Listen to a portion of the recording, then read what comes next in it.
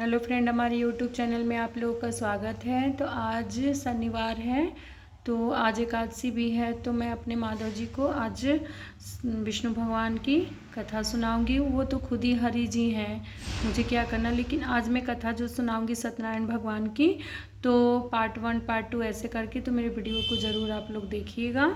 एक समय नैमिसारण तीर्थ में शौनकादि 88,000 ऋषियों ने श्री सूत जी से पूछा, हे प्रभु, इस कलयुग में वेद विद्या रहित मनुष्यों को प्रभु भक्ति किस प्रकार मिलेगी तथा उनका उद्धार कैसे होगा। हे मुनि श्रेष्ठ, कोई ऐसा तप कहिए जिससे थोड़े समय में पुण्य प्राप्त हो तथा मनवांछित फल मिले। वह कथा सुनने की हमारी इच्छा है।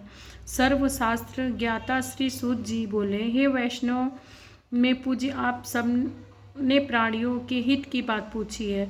अब मैं उसे श्रेष्ठ व्रत को आप लोगों से कहूँगा, जिस व्रत को नारद जी श्री लक्ष्मी नारायण जी ने पूछा था और श्री लक्ष्मीपति ने मुनिश्रेष्ठ नारद जी से कहा था। वो ध्यान से सुनो।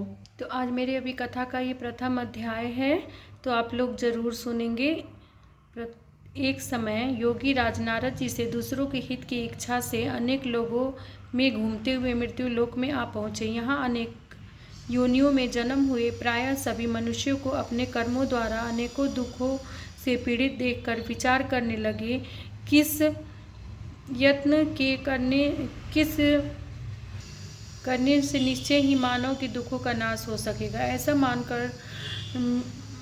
ऐसा मन में सोचकर भगवान नारद विष्णु लोक को गए। वहाँ श्वेत वर्ण और 4 भुजाओं वाले देव ईश नारायण, जिनके हाथों में शंख चक्र गदा और पद्म थे तथा वरमाला पहने पहुँचे थे, देखकर स्तुति करने लगे, हे भगवान, आप अत्यंत शक्ति से संपन्न हैं। मन का तथा वाणी भी आपको नहीं पा सकती। आपका आदि मध्य अनंत है। निर्गुण स्वरूप सृष्टि के कारण भक्तों के दुखों को नष्ट करने वाले आपका मेरा नमस्कार है। नारद जी से इस प्रकार की स्तुति सुनकर विष्णु भगवान बोले, हे मुनि श्रेष्ठ, आपके मन में क्या है? आप किस काम के लिए आगमन हुआ है?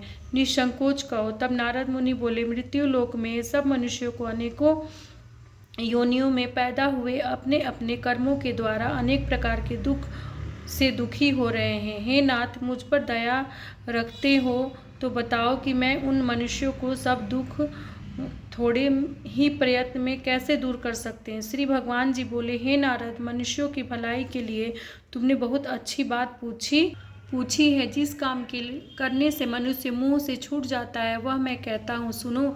बहुत पुण्य देने वाला स्वर्ग तथा मृत्यु लोक दोनों से दुर्लभ यह उत्तम व्रत है। आज प्रेम वश होकर तुमसे कहता हूँ, श्री सत्यनारायण भगवान का यह व्रत अच्छी विधान पूर्वक करने मनुष्य तुरंत ही यहाँ सुख भोग कर मरने का मोक्ष को प्राप्त होता है। श्री भगवान के वचन सुनकर नारद मुनि बोले कि उस व्रत का फल क्या है, क्या विधान है, किसने यह व्रत किया था और किस दिन यह व्रत करना चाहिए? हे भगवान, मुझे विस्तार से कहिए।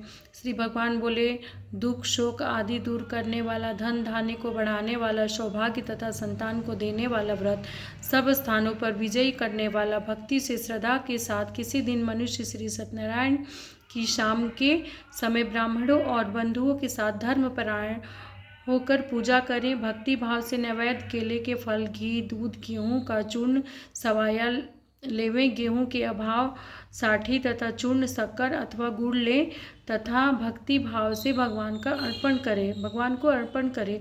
बंधु बांधवा सहित ब्राह्मणों को भोजन करावे, पश्चात स्वयं भोजन करें। रात्रि में नृत्य गीत इस तरह व्रत करने मनुष्यों की इच्छा निश्चय ही पूरी होती है। विशेष कलिकाल में मृत्यु लोक पर यही मोक्ष का सरल उपाय है।